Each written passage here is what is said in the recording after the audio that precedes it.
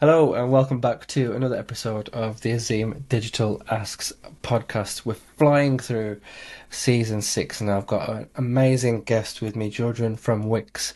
Just an absolute legend, someone I'm very pleased to call a friend. We're talking all about the importance of fresh voices in your content. And if you can see the fact that we're both smiling now, it's because literally just before I hit record, we had a good little laugh. But yeah, George, welcome to the show, my friend. Thank you. I feel like it's an honor to be here.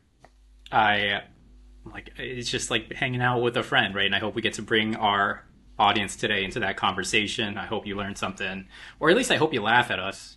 But yeah, thank you for being so complimentary. I feel like some people are so complimentary of me, right? And what I have to say about you is like I'm so glad you're back doing this. Thank you. Thank you very I much. wish that everyone could see your MozCon session because it was both entertaining and full of heart, right?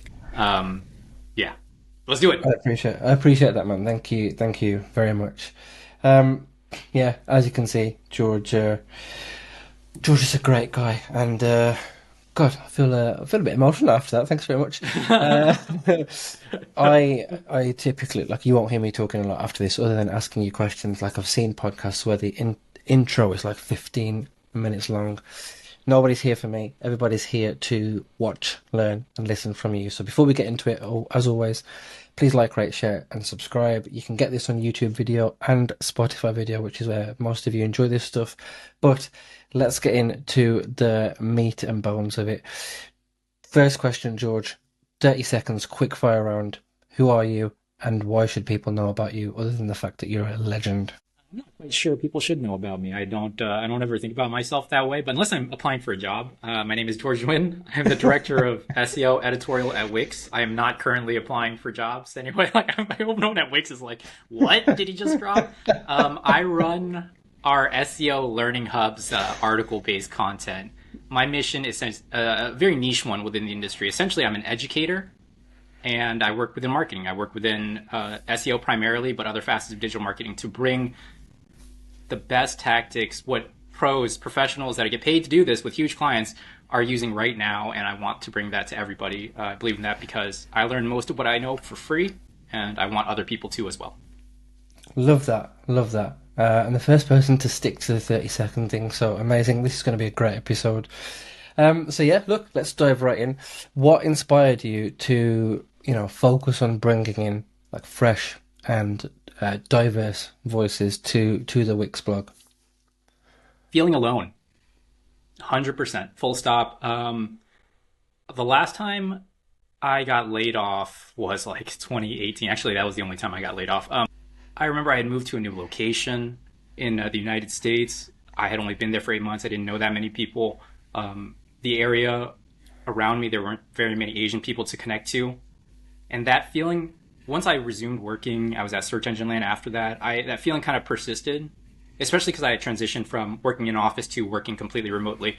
And so it took me a long time to understand how much of myself I could be in front of very different people than I was used to. I grew up in a community of many Asian people, many Hispanic people, and working in a predominantly white space. I didn't always know if my sarcasm or my snarkiness would carry through or if people would be okay with that. And so I never wanted people to feel like that. I felt like I continued to feel like that for a long time because I didn't see other, role models, other Asian people on the stages or participating at the upper echelons of conversations about our industry and where we're headed. And so to bring that representation for the next generation of marketers, and it doesn't even have to marketers, just next generation of website owners or anywhere, any vocation is a beautiful thing because you get to show them that they can be themselves and that this craft is for everyone if that's what you choose. So that's in a nutshell why. Look, that's amazing. Like I could literally just press stop there, and we would have a fantastic episode. I think having such a powerful foundation to build from and like a grounding to start from is just the only way is up, really. Which, like I said, I've said this to you a million times before when we've hung out, but on a recording, I just want to say, look, that is fantastic, like the purest of intentions, which can only lead to good things, I think. So let's talk a little bit more about the people that you bring in to do this, how do you go about finding those people to contribute? The SEO Learning Hub, by policy, is by referral only, and I don't like actively go looking for contributors on a regular basis, but sometimes we have a content. Whatever the situation may be, we keep track of our diversity in various ways, people who self-identify on their social, things like that, so that we can understand where our gaps are. By no means are we ever going to reach a perfect status of diversity, whether that's BIPOC diversity, neurodiversity, so on and so forth. But at least understanding where there's a deficit can help you attack that deficit, right? And also because of studies like the FCDC's BIPOC diversity study and Lydia Infante's gender gap in SEO publishing, we understand where in the spectrum of SEO publications, digital marketing publications, we stand. And so that's important to us. But then also the human element of just giving people opportunities. Sometimes our existing contributors will tell me, hey, I really want to put this person in front of you. Can I make an introduction? And when I have bandwidth, more often than not, I'll take that meeting. I want to know what people are. That having been said, I'm a person of color, and I find that, this could be totally false, right? Like, I find that people of color are pretty willing to talk to. That could be false. They could be willing to talk to everybody. I don't know, right? But that's just, I think that's something that you have going for you if you're somebody like me, right? The values that you bring forth will attract people, like magnetism. And to broadcast that, being on podcasts like yours, Azeem, letting people know, like, hey, that's what I'm about, that's what I'm here for, that opens serious doors. So broadcasting that intent and then carrying it through is a big deal. But if you are, let's say, somebody who doesn't have that going for you, right? But you still want to do the right thing with your brand diversity in publishing. I always tell people to start with communities, because communities have leaders, distinct leaders, and those leaders will have their pulse on pretty much everything about their membership. So usually you can find some sort of trade-based organization. Obviously, Women in Tech SEO is, I think, the biggest one in the SEO space, right? There's FCDC. There's now our Asians in Search Slack community, which you're a part of. I'm like by far the weakest leader of those three groups I've mentioned here. Shout out to those people. And what I want to touch on there is I want to touch on something else, but like to wrap up that, knowing who leads those communities can help you. You can talk to them to get what you need. You need a writer to do X, Y, Z. You need someone to rework your content. There's like new contributions. There's a lot of ways that you can work with them. And the best part there is also the people in those networks are generally likely and happy to reshare whatever it is you publish from one of their members, because they're proud of those things, especially if those opportunities don't come by very often. So communities are the place to go, in my opinion. Also, it's like you're plucking a contributor, an expert from your own target audience sometimes, and that's even better for the business overall, right? I also had another thought there, but I think it this was the thought.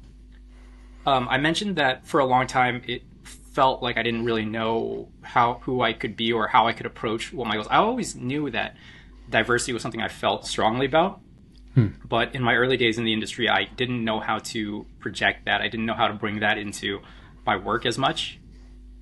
I felt like, I felt like some jobs were just a little bit unnatural to me. Like even being on a podcast, I feel like one-on-one conversations are where I'm best at, which is why podcasts works, but that's why I don't step on stage very often and things like that. Finding your medium and your way to approach diversity might be different than mine. Mine is to work behind the scenes with the contributors we select, right? For you, it might be something else. And so my position has afforded me the opportunity to work within what I'm comfortable with, but also it's kind of forced me out because Wix likes to have me at Brighton SEO and things like that too, which I also enjoy, but it's also, I'm an anxious person. So yeah. Lots of context there. A little bit of advice for you though. A little bit of advice, tons of context. Yeah. No, I totally understand. For me, slightly similar. I just have a straightforward pitch form. Every so often, I'll put it out, and I can't remember the exact wording that I use. I don't explicitly say I don't want white men to pitch, but I'll always say you're welcome to. But the mission of the podcast is to typically give a voice to the marginalized. So people of color, women, people from the LGBTQ plus community, etc. Those are the voices that I will prioritize. However, I'm mindful that not everybody is confident enough to go in and put themselves out there and fill out a pitch form. So I will try and do what you do on probably a much, much smaller scale. And I'll reach out to people. I've done it before in the past through the Women in Tech SEO, like speakers list. I'll find someone who might be an expert in, I don't know, digital PR or technical SEO. And I look for someone who, I don't know, someone who's, I can't remember how they had it before, but like a new face in the industry, someone who I've known to be a new face. And I'll say, look, I'd love to have you on the podcast talking about this and this. Generally with those types of people, it's much more of a back and forth, like, I don't feel I'm ready, etc., etc. And I was like, look, we can just do one.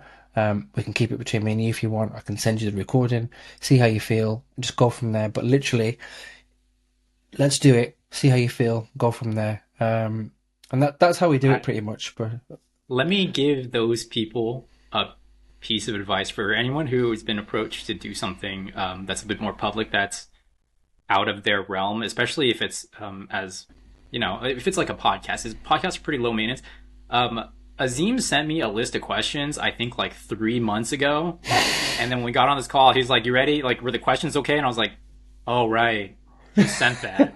And at the time, of course, like when I first got it, I reviewed the questions, right? But having not seen it at all this quarter, and he's like, nah, just go into it cold. And here we are. So if you're still listening this far into the episode, maybe like don't feel burdened by the amount you have to prepare. Also, this is Azeem's podcast, and if it sinks, it's totally on. Correct. I'm so good at passing off the buck, man. No, in one of my like previous episodes, right at the very start, I was unsure about swearing, and I was like, well, this is all, I do it all, like nobody else does it, so I'm only anxious about upsetting myself if I swear, so fuck it. Anyway, let's move on. We're talking about, you know, featuring diverse voices and the importance of that. You mentioned, and we're talking a lot about, you know, the Wix blog. Are there any particular standout articles or authors that you featured, and some that have any, or, you know, particularly lasted or, you know, resonated with you, like sort of hit you? So when we're talking about here is the Wix SEO Learning Hub specifically. Wix has 3 publications, and the SEO Learning Hub is the one I wish that I could give my authors more of an opportunity to expand on how they actually felt about something and grasp, kind of communicate their feelings about certain topics in a much more personal way. In that regard, I'm a little bit disappointed with myself because I haven't steered things in that direction. Lately, I've been able to move things a little bit closer, like Petra, whose last name I've never been able to pronounce. So I'm just going to spell it out, KIS-HERCZEGH. I've committed it to memory because I can't pronounce it. She did something on SEO career development that you're featured in, right? That kind of stuff is stuff I want to do more often because it deals with people in their life. That having been said, we have so many talented authors that it's sort of really unfair. But I am going to do the little bit unfair thing and give a huge shout out to our homeboy Ashwin because he's a mutual connection here. And Ashwin does have an amazing way with words that there's some authors you by reading a paragraph, you're like, I know who wrote this, right? The crispness and the flow. So I definitely have to shout out Ashwin at this point. But I don't want to say that anyone is, like, everybody has their strengths. Otherwise, we wouldn't continue to. I want to say that, you know, everybody's trying to do their own little thing. A lot of them have their own websites, trying to start their own communities. And that's what's really, really beautiful. I wish I had a list of everybody who was doing something on the side, whether that was a consulting thing or something to actually drive a community. But I don't off the No, that makes total sense. I guess naturally, since we're talking about things like this, I'm led to move on to, in terms of how does this type of approach, how has it impacted reader engagement and reach? How many people are seeing this? What impact does this approach have? Let's talk like a metric that most people understand: time on page. Our time on page is really really good. It is so good. I'm not going to say it again because I'm starting to sound like a certain politician that I don't like, but just like overemphasizing how good it is, right? And you have every context is everything. We do not. If you're looking for raw numbers, traffic, right? What the other publications have. Some people think of them as competing publications. I don't like to think of them that way because we all do something very, very different. But if you're talking like a search engine land or a search engine journal, we definitely don't get that kind of traffic because we don't publish news. We publish education, best practices, tactics, strategy, right? That having been said, the publications that we appear alongside in studies or when people talk about the industry, like the Moz blog, SEMrush, Ahrefs, Search Engine Land, Search Engine Journal, those types of websites, you have to contextualize that we've only been around since about May 2022.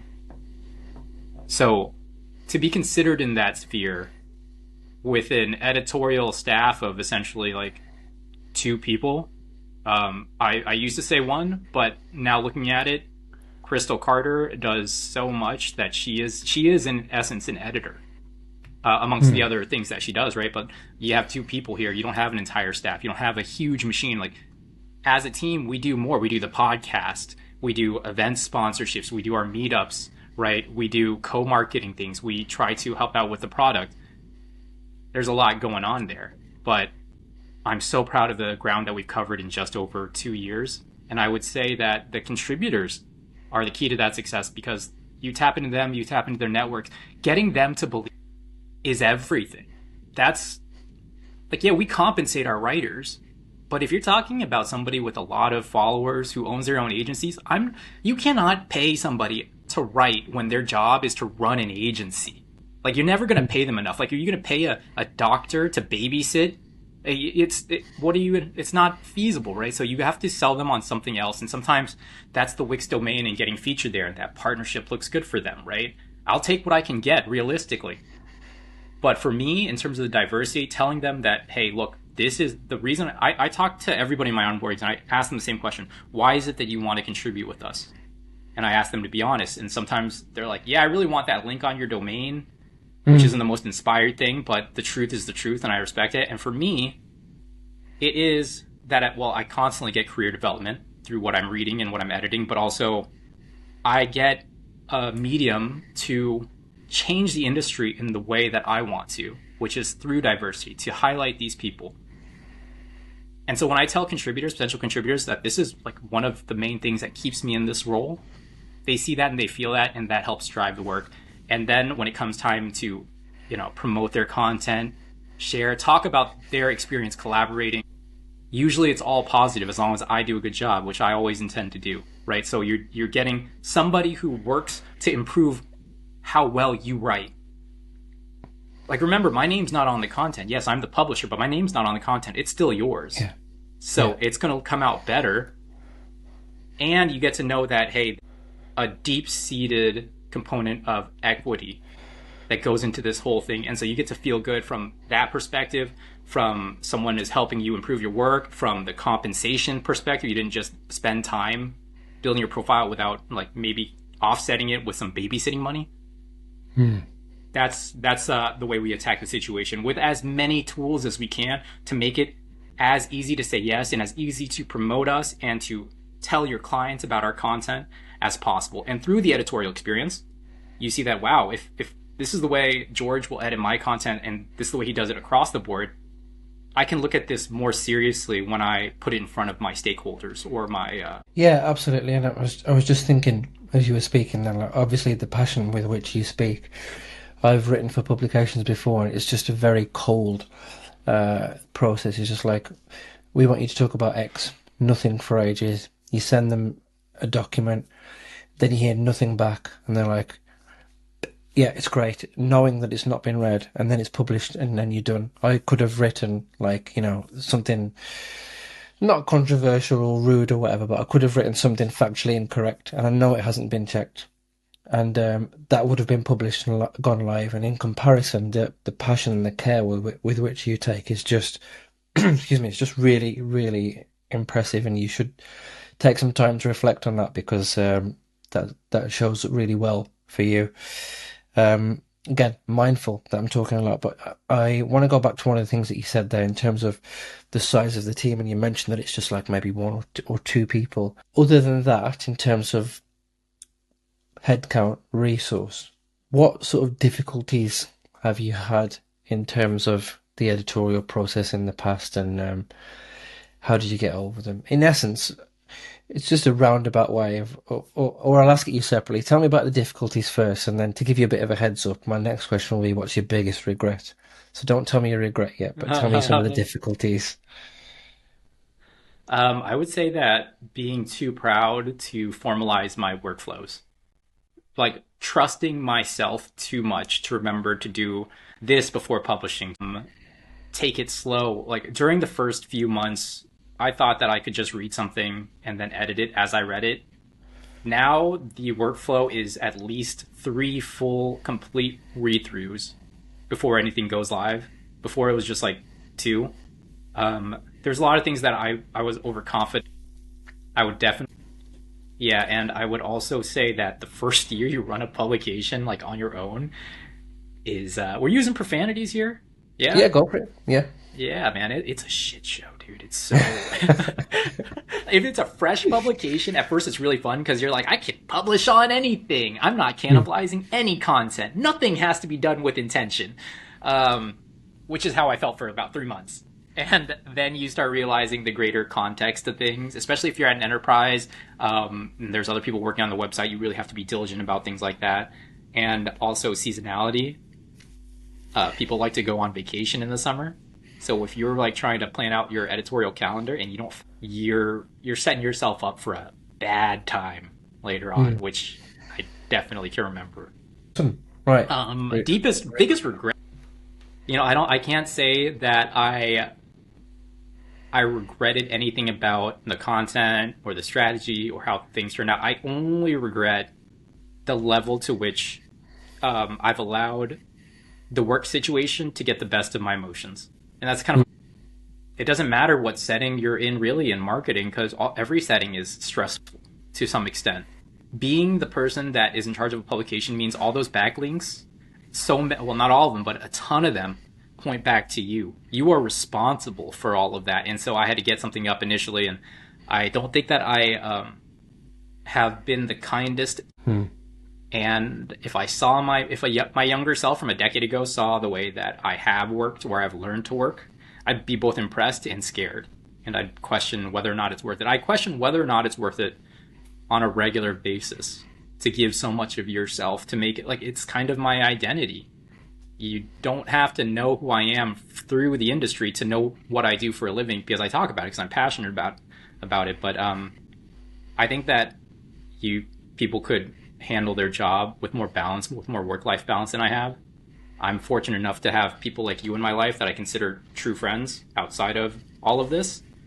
But then that also ties us together in a work sense, right? I mean, here we are on this podcast, and so everything's kind of linked, right? And so, yeah, you can't have the best of both worlds, but you can manage better.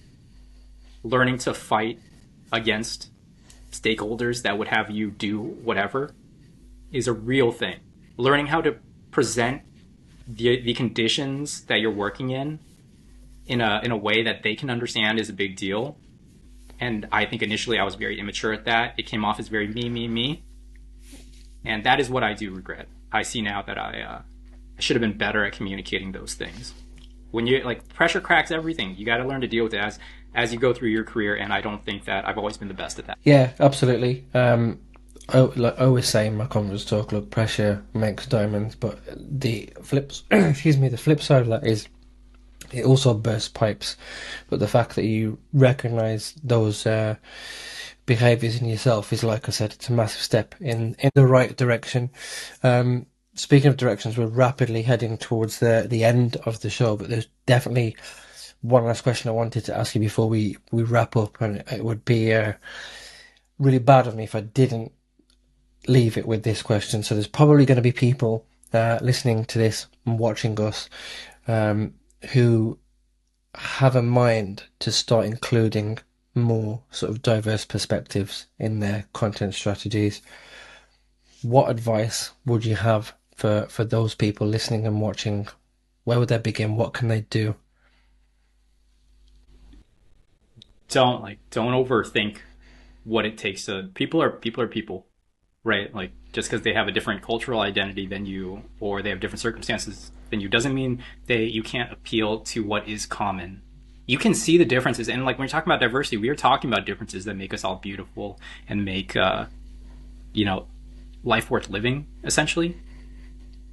But you can still focus on commonality here. Everybody is trying to build a career. Everybody is trying to, if you're a publication that pays or promotes content, everyone's trying to build their profile. Everyone's trying to get paid. Everyone is trying to be somebody, the hero of their own story, and finding a way to work with that. Like, yeah, of course, the diversity component is what we're talking about here, but that isn't what you have to appeal to necessarily when you're communicating with people. If that's what makes you, if you're not a person of color, for example, right, and you're scared about how this might go, take it slowly, one at a time. Then ask for referrals, because hopefully those diverse people will know more diverse people, and that will help get you through the door. Put your best foot forward through in the collaboration so that when they give you that referral, other people are already excited to work with you. And also review all of your messaging. Like anything that you have templated that goes out to contributors, have it reviewed, because you don't know how that wording is going to come off to anybody, and you don't want to have your own internal communications with a potential contributor put on blast in front of the world on X or on LinkedIn because of an unfortunate oversight. So cover your bases, scale slowly, get those referrals, and appeal to the things that, like, appeal to goals, appeal to dreams, hopes. For me, that looks different than for other people. I try to go for the middle of the Venn diagram between who I am and who like a contributor like you, Azeem, might be. What is the middle of that Venn diagram? What can you offer? It's simple marketing, really. But go back to your principles and speak their language. Everything that you say about a persona in your target audience is the same thing here, but it's a potential contributor. And the best part is potential contributors often come from the target audience. So you can still use that information. You can figure out. Yeah, absolutely. Solid gold and a literal perfect way to wind up this episode. So thank you very much. Couldn't agree with you more, in fact. The Venn diagram thing, absolutely stealing that 100%. Before you go though, George, it would be a crime if I didn't give you the opportunity to let listeners and viewers know where they can find you, follow you. Check out first and foremost, check out the SEO Learning Hub on Wix, wix.com/SEO/learn. And I say that first and foremost because how much of my advice is really all that good if I can't produce good content? And you should be the judge. I put that in front of everyone, right? Check out the content and see whether I'm as good as I say I am, right?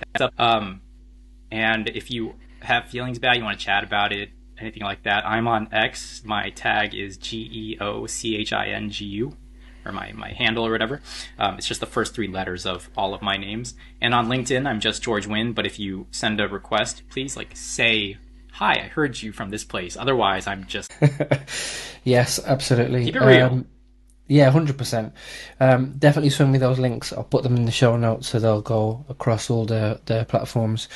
And yeah, look, thanks very much for being a brilliant guest. I knew you would be. You're a friend, great guy, and I knew this would be an awesome episode. So thanks for giving up some of your time. And as always, for the listeners and viewers, please like, rate, share, subscribe. Tell a friend to tell a friend, and then tell that friend to tell 6 more friends, because, like George says, the power of referrals. And yeah, look, that's a great way to end the episode. And as always, I can't even talk. As always, we'll see you for the next one.